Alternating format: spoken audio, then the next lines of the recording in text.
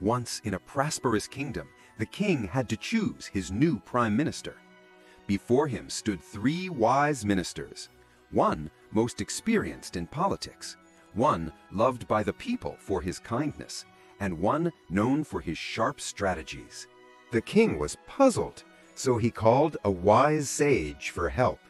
The sage smiled and said, "Bring me something that loses value when shown, yet grows when hidden." The next day, the ministers returned with their answers. The first minister brought a coin. "Wealth loses value when spent or shown," he said. The sage nodded slightly. The second brought a flower. "Beauty fades when exposed, stays fresh when hidden," he said. The sage smiled faintly. Then came the third minister, holding a small lamp. He bowed and said, "It is knowledge, O wise one."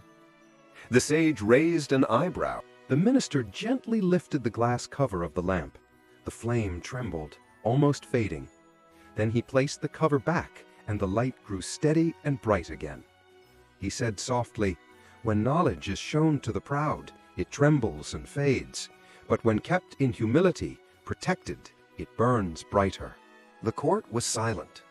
The sage turned to the king and said, "Your Majesty, he has revealed a truth few understand. Wisdom grows only in the soil of humility." The king rose to declare the third minister as prime minister, but the third minister stopped him. "Your Majesty, the first minister has more experience. He should lead. I will serve him with my strategies." The second minister nodded in agreement.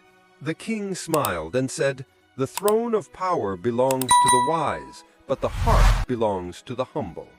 He appointed the first minister and kept the third as his most trusted companion.